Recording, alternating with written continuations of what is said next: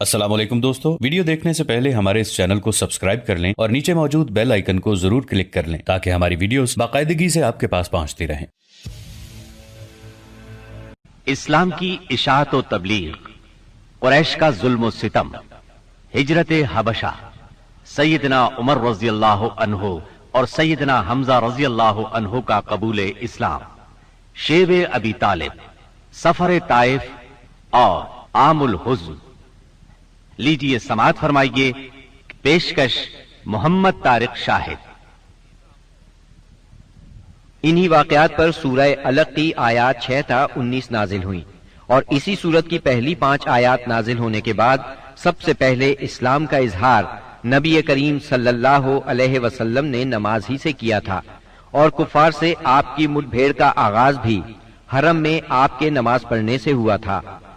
आयात ये हैं: कल्ला इन्नल इंसान लयतग़ा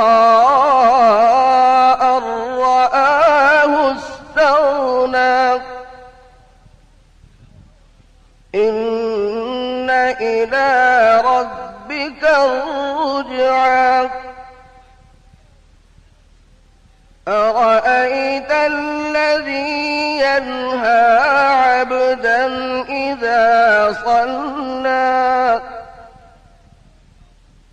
أرأيت إن كان على الهدى أو أمر بالتقوى أرأيت إن كذب وتولى ألم يعلم بأن الله يرى كلا لئن لم ينته لنسفعا بالناصية ناصية كاذبة خاطئة فليدع ناديه سندع الزبانية كلا لا تطعه واسجد واقترب۔ हरगिज नहीं, इंसान सरकशी करता है इस बिना पर कि वो अपने आप को बेनियाज देखता है, हालांकि पलटना यकीनन तेरे रब ही की तरफ है। तुमने उस शख्स को देखा जो एक बंदे को मना करता है जबकि वो नमाज पढ़ता हो। तुम्हारा क्या ख्याल है अगर वो बंदा राह रास्त पर हो या तकवे की तलकीन करता हो? तुम्हारा क्या ख्याल है अगर ये मना करने वाला शख्स हक को झुटलाता और मुंह मोड़ता हो? क्या वो नहीं जानता कि अल्लाह देख रहा है? हरगिज नहीं, अगर वो बाज ना आया तो हम उसकी पेशानी के बाल पकड़कर खींचेंगे, उस पेशानी को जो झूठी और खताकार है। वो बुला ले अपने हामियों की टोली को, हम भी अजाब के फरिश्तों को बुला लेंगे। हरगिज नहीं, उसकी बात न मानो और सजदा करो और अपने रब का कुर्ब हासिल करो। आपके चचा अबू लहब को आपसे इस हद तक कदूरत और अदावत हो गई थी कि हर जगह आपके पीछे पीछे जाता और जब भी आप किसी से मुखातिब होते तो शोर मचा देता, गलत मलत बातें करके उस शख्स को बात सुनने से रोक देता। दरअसल नबी सल्लल्लाहु अलैहि वसल्लम के बारे में अबू लहब का मौक़िफ़ शुरू से यही था, जबकि कुरैश ने उस वक्त इस तरह की बात सोची भी नहीं थी। हज के दिनों में भी अबू लहब नबी करीम सल्लल्लाहु अलैहि वसल्लम को झुटलाने के लिए बाजारों और इज्तिमाआत में आपके पीछे लगा रहता था। तारिक बिन अब्दुल्ला मुहारबी की रिवायत से मालूम होता है कि ये शख्स सिर्फ जुबान से झुटलाने ही पर इक्तिफा नहीं करता था बल्कि पत्थर भी मारता था। इन पत्थरों से आपकी एड़ियां खून आलूद हो जाती थीं।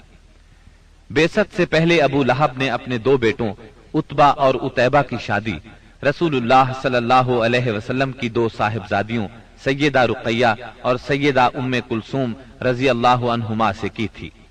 जब आपने नुबुव्वत का ऐलान फरमाया, तौहीद की तबलीग की, तो उसने निहायत सख्त रवैया इख्तियार किया और अपने दोनों बेटों को मजबूर किया कि वो आपकी बेटियों को तलाक दे दें। चुनाचे उन दोनों ने तलाक दे दी। इसी तरह जब नबी सल्लल्लाहु अलैहि वसल्लम के दूसरे साहिबजादे अब्दुल्लाह का इंतकाल हुआ तो अबू लहब को इस कदर खुशी हुई कि वो दौड़ता हुआ अपने दोस्तों के पास पहुंचा और उन्हें ये खबर सुनाई कि मुहम्मद माआज अल्लाह अबतर यानी नस्ल बुरीदा हो गए हैं। अबू लहब की बीवी उम्मे जमील भी रसूलुल्लाह सल्लल्लाहु अलैहि वसल्लम की दुश्मनी में उससे पीछे नहीं थी। उसका नाम अरवा था, जो हर्ब बिन उमैया की बेटी और अबू सुफियान की बहन थी। ये आपके रास्ते में रात के वक्त कांटे बिछा दिया करती थी, बहुत बदजुबान थी, फसाद बर्पा करने वाली थी।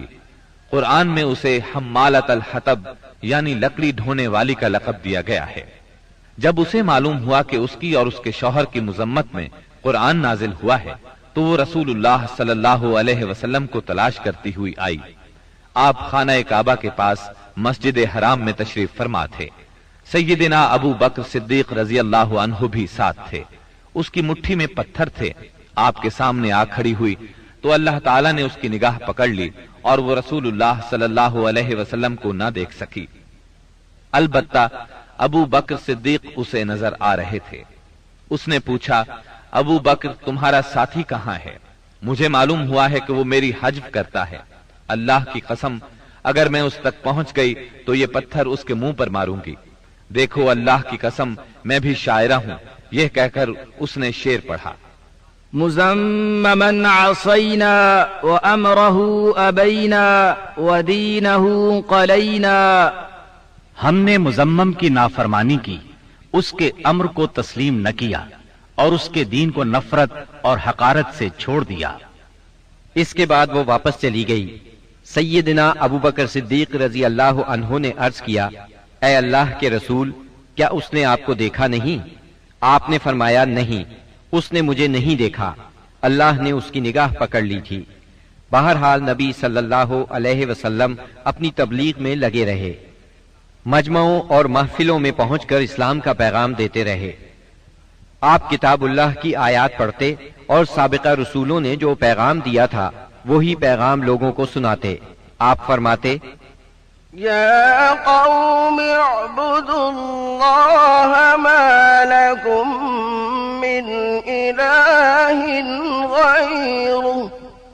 ऐ मेरी कौम के लोगों, अल्लाह की इबादत करो, उसके सिवा तुम्हारा कोई माबूद नहीं। इसके साथ ही आपने लोगों के सामने खुल्लम खुल्ला अल्लाह की इबादत शुरू कर दी। चुनाचे आप दिन दिहाड़े सारे लोगों के सामने काबा के सहन में नमाज पढ़ते। आपकी तबलीग आहिस्ता आहिस्ता कामयाब होती चली गई। कुरैश इस पूरी सूरत हाल को तशवीश की नजर से देख रहे थे। अभी थोड़ा अरसा गुजरा था कि हज का मौसम आ गया। कुफ्फार हाजियों के सिलसिले में परेशान हो गए। चुनाचे उनकी एक जमात वलीद बिन मुगीरा के पास आई। ये उनमें उम्र रसीदा और मर्तबे वाला आदमी था। उसने कहा, देखो हज का मौसम आ गया है, अब हर तरफ से लोग तुम्हारे पास आएंगे और वो इन साहिब का मामला सुन ही चुके हैं। लिहाजा कोई एक राय तय कर लो और मुख्तलिफ बातें न कहना, वरना एक दूसरे को झुटला बैठोगे। लोगों ने कहा, तब फिर आप ही बताएं, हमें क्या करना चाहिए, क्या कहना चाहिए? उसने कहा, नहीं, बल्कि तुम कहो, मैं सुनूंगा। लोगों ने कहा, अच्छा, तो हम उनसे कहेंगे ये काहिन है। ये सुनकर वलीद बिन मुगीरा ने जवाब दिया, वो काहिन नहीं है, हमने काहिनों को देखा है, इसमें न उन जैसी गुनगुनाहट है न तुकबंदी। तब उन लोगों ने कहा, हम कहेंगे वो पागल है। वलीद बिन मुगीरा ने जवाब दिया, वो पागल भी नहीं है, हम लोग पागलपन को भी पहचानते हैं। इसमें न पागलों की सी घुटन है, न उल्टी सीधी हरकतें, न बहकी बहकी बातें। लोगों ने कहा, तब फिर हम कहेंगे वो शायर है। वलीद बिन मुगीरा बोला, वो शायर भी नहीं है, हमें शेर और शायरी की तमाम किस्में मालूम है, वो शायर नहीं है। वो बोले, अच्छा, तो हम कहेंगे वो जादूगर है। वलीद बिन मुगीरा ने कहा, वो जादूगर भी नहीं है, हमने जादू और जादूगर सब देखे हैं, इसमें उन जैसी झाड़ फूंक है न गिरहबंदी। उन्होंने कहा, तब फिर आखिर हम उनसे क्या कहें, क्या बताएं, ये कौन है, क्या है?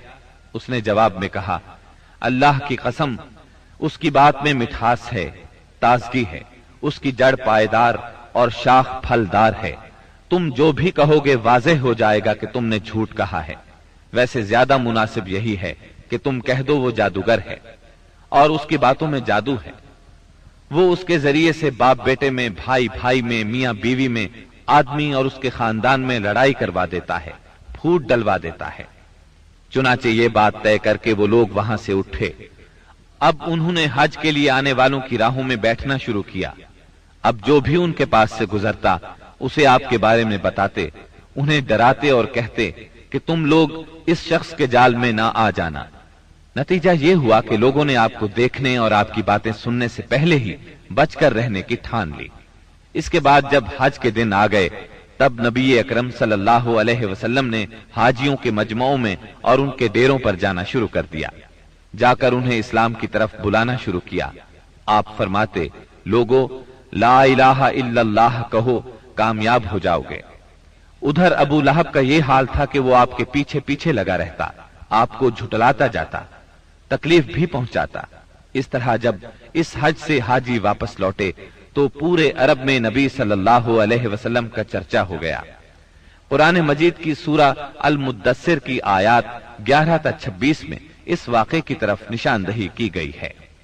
ذرني ومن خلقت وحيدا وجعلت له مالا ممدودا وبنين شهودا ومهدت له تمهيدا ثم يطمع أن أزيد كلا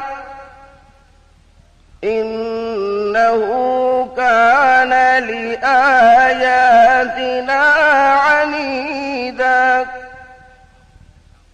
سأرهقه صعودا إنه فكر وقدر فقتل كيف قدر ثم قتل كيف قدر ثم نظر ثم عبس وبسر ثم أدبر واستكبر فقال إن هذا إلا سحر يؤثر إن هذا إلا قول البشر سأصليه سقر۔ چھوڑ دو مجھے اور اس شخص کو جسے میں نے اکیلا پیدا کیا، بہت سا مال اسے دیا، اس کے ساتھ ساتھ حاضر رہنے والے بیٹے دیے اور اس کے لیے ریاست کی راہ ہموار کی۔ پھر وہ طمع رکھتا ہے کہ میں اسے اور زیادہ دوں گا۔ ہرگز نہیں، وہ ہماری آیات سے عناد رکھتا ہے۔ میں تو اسے بہت جلد ایک کٹھن چڑھائی چڑھاؤں گا۔ اس نے سوچا اور کچھ بات بنانے کی کوشش کی تو رب کی مار اس پر۔ اس نے کیسی بات بنانے کی کوشش کی؟ ہاں، رب کی مار اس پر۔ اس نے کیسی بات بنانے کی کوشش کی؟ پھر لوگوں کی طرف دیکھا، پھر پیشانی سکیڑی اور منہ بنایا، پھر پلٹا اور تکبر میں پڑ گیا۔ آخر کار بولا کہ یہ کچھ نہیں ہے مگر ایک جادو جو پہلے سے چلا آ رہا ہے۔ یہ تو ایک انسانی کلام ہے، بہت جلد میں اسے دوزخ میں پھینک دوں گا۔ اسلام کی اشاعت بڑھ رہی تھی، لیکن اس کے ساتھ ساتھ قریش کا ظلم و ستم بھی شدید سے شدید تر ہوتا جا رہا تھا۔ پھر آپ ایک مخلص صحابی ارقم بن ابی ارقم رضی اللہ عنہ کے گھر میں تبلیغ کا کام کرنے لگے، یعنی وہ گھر آپ کی تبلیغ کا مرکز ٹھہرا۔ مسلمانوں کو اسلامی تحریک کے سب سے پہلے مرکز دار ارقم کا علم تھا۔ چنانچہ کوئی اجنبی شخص مسلمان ہونے کے لیے آتا تو اہل اسلام اسے بھی دار ارقم پہنچا دیا کرتے تھے۔ قریش کی سختیاں اور حالات جب ناقابل برداشت ہو گئے تو آپ نے اپنے اصحاب سے فرمایا، حبشہ کا بادشاہ اسہمہ نجاشی ایک انصاف پسند حکمران ہے اور اس کے ملک میں کسی پر ظلم نہیں ہوتا، لہذا تم حبشہ کی طرف ہجرت کر جاؤ۔ اس ہدایت کے مطابق رجب 5 نبوت میں صحابہ کرام کے پہلے قافلے نے ہجرت کی۔ اس میں 12 مرد اور 4 عورتیں تھیں اور ان کے امیر سیدنا عثمان بن عفان رضی اللہ عنہ تھے۔ ان کے ساتھ ان کی زوجہ محترمہ سیدہ رقیہ رضی اللہ عنہا تھی۔ یہ نبی اکرم صلی اللہ علیہ وسلم کی صاحبزادی تھی اور یہ سیدنا ابراہیم علیہ السلام اور سیدنا لوط علیہ السلام کے بعد پہلا گھرانہ تھا جس نے اللہ کے راستے میں ہجرت کی تھی۔ یہ لوگ رات کی تاریکی میں خاموشی سے نکلے اور جدہ کے جنوب میں واقع بحر احمر کی بندرگاہ شعیبہ کا رخ کیا۔ خوش قسمتی سے وہاں 2 تجارتی جہاز موجود تھے۔ یہ لوگ ان پر سوار ہو کر حبشہ پہنچ گئے۔ ادھر قریش کو ان کی روانگی کا علم ہوا تو مارے غیظ و غضب کے ان کا برا حال ہو گیا۔ فوراً آدمی دوڑائے گئے تاکہ ان حضرات کو پکڑا جا سکے اور خوب سزا دی جا سکے، یہاں تک کہ وہ اللہ کا دین چھوڑ دے۔ لیکن ان کے ساحل تک پہنچنے سے پہلے مسلمان سمندر میں دور جا چکے تھے، لہٰذا یہ لوگ ساحل سے نامراد واپس آ گئے۔ اس ہجرت کے کوئی 2 ماہ بعد رمضان 5 نبوت میں ایک روز رسول اللہ صلی اللہ علیہ وسلم مسجد حرام میں تشریف لائے۔ اس وقت وہاں قریش کے بہت سارے لوگ موجود تھے، ان میں ان کے سردار اور بڑے بڑے لوگ بھی تھے۔ آپ نے ان کے درمیان کھڑے ہو کر سورہ نجم کی تلاوت شروع کر دی۔ ایسا نفیس کلام انہوں نے پہلے کبھی نہیں سنا تھا۔ اب جو ان کے کانوں میں گونجا تو بے خود ہو گئے، دم بخود ہو کر سنتے رہ گئے، اس طرح خاموش اور ساکت ہو گئے کہ آپ کو روکنے کا ہوش بھی نہ رہ گیا۔ بلکہ سورت کے آخر میں جب ڈانٹ ڈپٹ والی آیات آئیں تو ان کے دل کانپ گئے، ہوش اڑ گئے، اور جو ہی آپ نے یہ حکم سنایا کہ فَاسْجُدُوا لِلَّهِ وَاعْبُدُوا، یعنی اللہ کے لیے سجدہ کرو اور اس کی عبادت کرو، تو سب کے سب سجدہ ریز ہو گئے۔ کسی کو اس حکم ربانی سے سرتابی کا یارہ نہ رہا۔ امام بخاری رحمت اللہ علیہ نے سیدنا عبداللہ بن مسعود رضی اللہ عنہ سے روایت کی ہے کہ نبی صلی اللہ علیہ وسلم نے سورہ نجم پڑھی، پھر سجدہ کیا تو قوم کا کوئی فرد نہ بچا جس نے سجدہ نہ کیا ہو۔ ایک آدمی نے ایک مٹھی کنکری یا مٹی کی لی اور اس کو اپنے چہرے کے اوپر تک لے گیا اور کہا، میرے لیے یہی کافی ہے۔ بعد میں میں نے دیکھا کہ وہ حالت کفر میں مارا گیا۔ یہ امیہ بن خلف تھا جو بدر کے دن مارا گیا۔ گویا اس وقت جتنے لوگ تھے ان میں سے بس ایک امیہ بن خلف ایسا تھا جس نے مکمل طور پر سجدہ نہیں کیا، البتہ ایک مٹھی میں کنکریاں لے کر اپنی پیشانی تک لے گیا۔ اس نے سجدہ کرنے والوں کا بس اس حد تک ساتھ دیا تھا۔ اس واقعے کی خبر حبشہ پہنچ گئی، یعنی تمام قریش کے سجدہ کرنے کی خبر۔ اس پر مسلمانوں نے سمجھا کہ وہ سب کے سب مسلمان ہو گئے ہیں۔ وہ سب خوشی خوشی ماہ شوال میں مکے کی طرف روانہ ہو گئے، لیکن جب مکے کے اس قدر قریب پہنچ گئے کہ ایک دن سے بھی کم وقت کی مسافت باقی رہ گئی، تب انہیں اصل بات کا پتہ چلا۔ اس پر کچھ لوگ تو وہیں سے واپس حبشہ چلے گئے اور کچھ چھپ چھپا کر یا کسی کی پناہ لے کر مکہ آ گئے۔ اس کے بعد مسلمانوں پر قریش کی سختیاں اور زیادہ بڑھ گئیں، کیونکہ ایک طرف تو انہوں نے بے خودی میں مسلمانوں کے ساتھ سجدہ کر دیا تھا، اس کا انہیں بہت پچھتاوا تھا، دوسری طرف مسلمانوں کے ساتھ نجاشی بہت اچھا سلوک کر رہا تھا، اس کی انہیں جلن اور کڑھن تھی۔ اس لیے رسول اللہ صلی اللہ علیہ وسلم نے فرمایا، تم لوگ دوبارہ حبشہ ہجرت کر جاؤ۔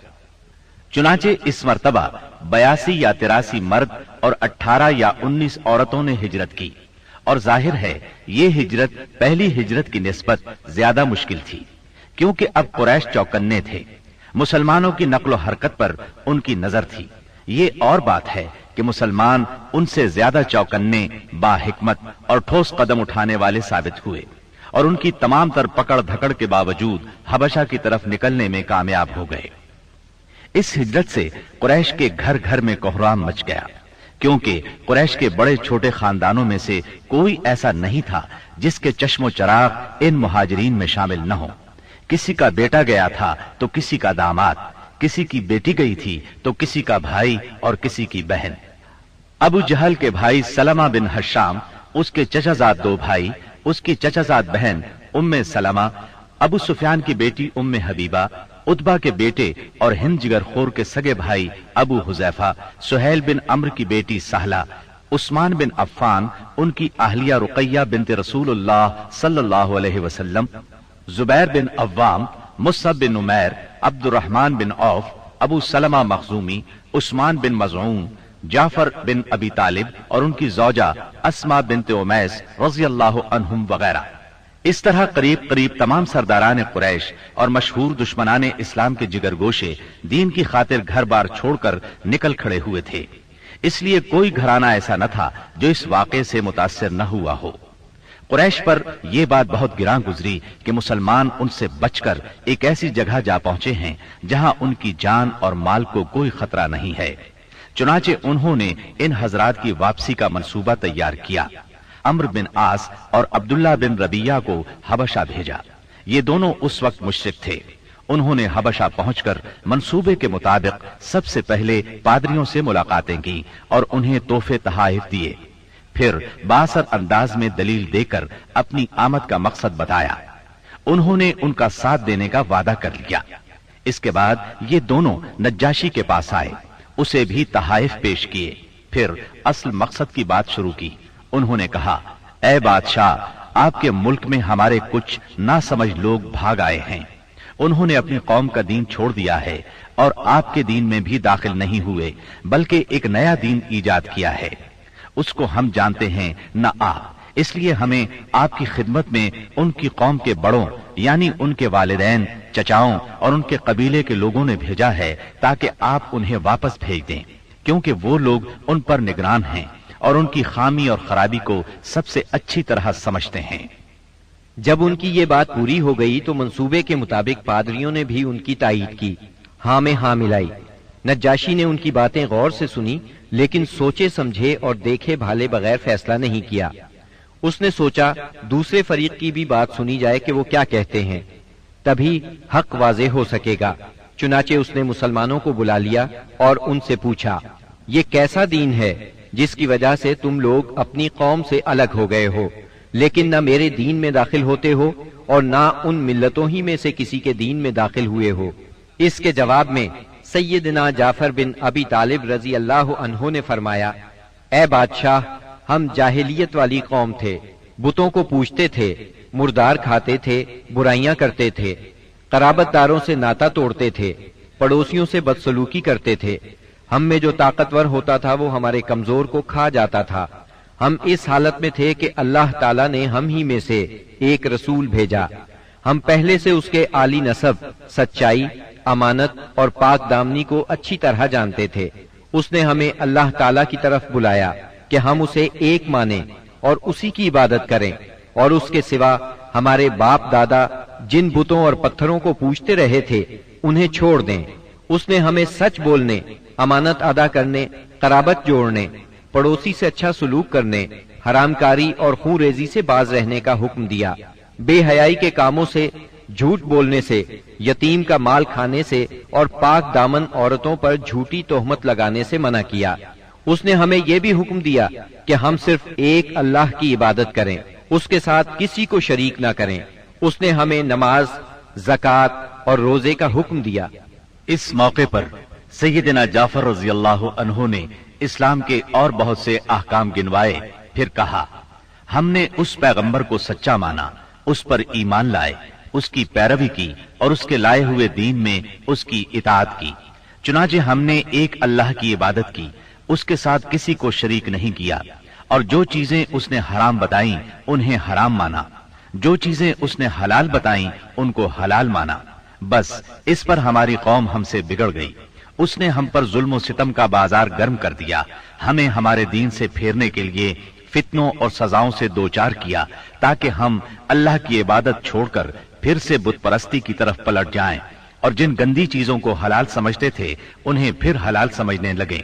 जब उन्होंने हम पर बहुत जुल्म तशद्दुद किया, जमीन हम पर तंग कर दी, हमारे और हमारे दीन के दरमियान रुकावट बन गए, तो हमने आपके मुल्क की राह ली और आपको दूसरों पर तरजीह दी और आपकी पनाह में रहने को पसंद किया, और आपसे ए बादशाह ये उम्मीद की कि आपके यहाँ हम पर जुल्म नहीं किया जाएगा। सैयदना जाफर रज़ियल्लाहु अन्हु की ये तकरीर सुनकर नज्जाशी ने कहा, کچھ قرآن پڑھ کر سناؤ۔ اس پر سیدنا جعفر رضی اللہ عنہ نے سورہ مریم کی ابتدائی آیات تلاوت کی۔ نجاشی ان آیات کو سن کر اس قدر رویا کہ اس کی داڑھی تر ہو گئی، اور تمام پادری بھی اس قدر روئے کہ ان کے صحیفے تر ہو گئے۔ پھر نجاشی نے کہا، یہ کلام اور وہ کلام جو عیسیٰ علیہ السلام لے کر آئے تھے، دونوں ایک ہی طاق شمع سے نکلے ہوئے ہیں۔ اس کے بعد اس نے قریش کے دونوں نمائندوں سے مخاطب ہو کر کہا، تم لوگ چلے جاؤ، اللہ کی قسم میں انہیں تمہارے حوالے نہیں کر سکتا، اور نہ ان کے خلاف کوئی چال چلی جا سکتی ہے۔ دوسرے دن عمرو بن عاص نے ایک خطرناک ترین تدبیر اختیار کی۔ نجاشی سے جا کر کہا، اے بادشاہ، یہ لوگ عیسیٰ علیہ السلام کے بارے میں ایک بڑی بات کہتے ہیں۔ اس پر نجاشی نے پھر مسلمانوں کو بلوایا اور سیدنا عیسیٰ علیہ السلام کے بارے میں سوال کیا۔ سیدنا جعفر رضی اللہ عنہ نے فرمایا، ہم ان کے بارے میں وہی بات کہتے ہیں جو نبی صلی اللہ علیہ وسلم لے کر آئے ہیں، یعنی وہ اللہ کے بندے ہیں، اس کے رسول، اس کی روح اور اس کا وہ کلمہ ہے جسے اللہ نے کنواری پاک دامن مریم علیہ السلام کی طرف القاء کیا تھا۔ اس پر نجاشی نے زمین سے تنکا اٹھایا اور کہا، اللہ کی قسم، جو کچھ تم نے کہا ہے اس سے عیسیٰ علیہ السلام اس تنکے کے برابر بھی بڑھ کر نہیں تھے۔ چنانچہ تم لوگ میرے ملک میں امن اور چین سے رہو، جو تمہیں گالی دے گا اس پر تاوان لگایا جائے گا۔ مجھے سونے کا پہاڑ ملے تو بھی میں گوارا نہیں کروں گا کہ تم میں سے کسی کو ستایا جائے۔ اس کے بعد اس نے حکم دیا کہ قریش کے نمائندوں کو ان کے تحفے واپس کر دیے جائیں۔ چنانچہ یہ دونوں صاحبان منہ لٹکائے واپس مکہ لوٹ آئے، اور مسلمانوں نے وہاں اچھے دیار میں اچھے ہمسائے کے ساتھ قیام کیا۔ بہرحال مشرکین کی چال ناکام ہو گئی۔ یہ بات ان کی سمجھ میں آ گئی کہ وہ مسلمانوں سے عداوت اپنے دائرہ اختیار میں رہ کر ہی کر سکتے ہیں، لیکن پھر اس کے مقابلے میں انہوں نے ایک خوفناک بات سوچی۔ دراصل انہیں اچھی طرح احساس ہو گیا تھا کہ اس مسئلے سے نمٹنے کے لیے ان کے سامنے دو ہی راستے رہ گئے ہیں، یہ کہ رسول اللہ صلی اللہ علیہ وسلم کو طاقت کے ذریعے تبلیغ سے روک دیں، یا پھر آپ کے وجود ہی کا صفایا کر دیں۔ تاہم دوسری صورت ان کے لیے بہت مشکل تھی، اس لیے کہ ابو طالب آپ کے محافظ تھے اور وہ مشرکین کے عزائم کے سامنے آہنی دیوار تھے۔ اس لیے یہی مفید سمجھا گیا کہ ابو طالب سے دو دو باتیں کی جائیں۔ اس تجویز کے بعد سرداران قریش ابو طالب کے پاس گئے اور بولے، اے ابو طالب، آپ ہمارے درمیان بہت عزت اور شرف والے ہیں۔ ہم نے آپ سے گزارش کی کہ اپنے بھتیجے کو روکیے، لیکن آپ نے نہیں روکا۔ آپ یہ بات یاد رکھیں، ہمارے آباء و اجداد کو گالیاں دی جاتی ہیں، ہم برداشت نہیں کر سکتے۔ ہماری عقلوں کو اور سمجھ بوجھ کو حماقت کہا جائے، ہمارے خداؤں کی عیب جوئی کی جائے، یہ ہم ہرگز برداشت نہیں کر سکتے۔ آپ انہیں روک لیجئے، ورنہ پھر ہم آپ سے اور ان سے ایسی جنگ چھیڑ دیں گے کہ ایک فریق کا صفایا ہو کر رہے گا۔ ابو طالب پر اس زوردار دھمکی کا بہت زیادہ اثر ہوا۔ انہوں نے رسول اللہ صلی اللہ علیہ وسلم کو بلا کر کہا، بھتیجے، تمہاری قوم کے لوگ میرے پاس آئے تھے اور ایسی ایسی باتیں کہہ گئے ہیں، اب مجھ پر اور خود اپنے آپ پر رحم کرو۔ اس معاملے میں مجھ پر اتنا بوجھ نہ ڈالو جو میرے بس سے باہر ہے۔ یہ سن کر رسول اللہ صلی اللہ علیہ وسلم نے خیال فرمایا کہ اب ان کے چچا بھی ان کا ساتھ چھوڑ رہے ہیں، وہ بھی ان کی مدد نہیں کریں گے، قریش کے مقابلے میں کمزور پڑ گئے ہیں۔ اس لیے آپ صلی اللہ علیہ وسلم نے فرمایا، چچا جان، اللہ کی قسم، اگر یہ لوگ میرے دائیں ہاتھ پر سورج اور بائیں ہاتھ پر چاند رکھ دیں کہ میں اس کام کو اس حد تک پہنچائے بغیر چھوڑ دوں کہ اللہ اسے غالب کر دے یا میں اسی راہ میں ہلاک ہو جاؤں، تب بھی میں نہیں چھوڑوں گا۔ ان الفاظ کے ساتھ ہی آپ کی آنکھوں میں آنسو آ گئے اور وہاں سے اٹھ گئے۔ واپس جانے لگے تو ابو طالب نے پکارا اور سامنے آ کر کہا، بھتیجے جاؤ، جو چاہو کہو کرو، اللہ کی قسم میں تمہیں کبھی بھی کسی بھی وجہ سے نہیں چھوڑ سکتا۔ پھر یہ اشعار کہے، والله لن يصلوا إليك بجمعهم حتى أوسد في التراب دفينا فاصدع بأمرك ما عليك غضاضة وأبشر وقر بذاك منك عيونا अल्लाह की कसम, वो लोग तुम तक अपनी जमीयत समेत भी हरगिज नहीं पहुंच सकते, यहां तक कि मैं मिट्टी में दफन कर दिया जाऊं। तुम अपनी बात खुल्लम खुल्ला कहो, तुम पर कोई कैद नहीं। तुम खुश हो जाओ और तुम्हारी आंखें इससे ठंडी हो जाएं। साबिका धमकी के बावजूद जब कुरैश ने देखा कि रसूलुल्लाह सल्लल्लाहु अलैहि वसल्लम अपना काम किए जा रहे हैं, तो वो जान गए कि अबू तालिब रसूलुल्लाह सल्लल्लाहु अलैहि वसल्लम को नहीं छोड़ सकते, बल्कि इस बारे में कुरैश से जुदा होने और उनसे दुश्मनी मोल लेने तक को तैयार हैं। तो वो लोग वलीद बिन मुगीरा के लड़के उमारा को साथ लेकर अबू तालिब के पास पहुंचे और उनसे यूं अर्ज किया, ए अबू तालिब, ये कुरैश का सबसे बांका और खूबसूरत जवान है, आप इसे ले लें। इसकी दियत और नुसरत के आप हकदार होंगे। आप इसे अपना लड़का बना लें, ये आपका होगा। आप अपने भतीजे को हमारे हवाले कर दें, उस भतीजे को जिसने आपके आबा व अजदाद के दीन की मुखालिफत की है, आपकी कौम का शिराजा मुंतशिर कर रखा है और उनकी अक्लों को हमाकत से दोचार बतलाया है। हम उसे कत्ल करेंगे, बस ये एक आदमी के बदले में एक आदमी का हिसाब है। अबू तालिब ने इस पर उनसे कहा, अल्लाह की कसम, कितना बुरा सौदा है जो तुम मुझसे कर रहे हो। तुम अपना बेटा मुझे देते हो कि मैं उसे खिलाऊं, पिलाऊं और पालूं पोसूं, जबकि मेरा बेटा मुझसे तलब करते हो कि उसे कत्ल कर दो। अल्लाह की कसम, ये नहीं हो सकता। दोस्तों, आज के लिए इतना ही।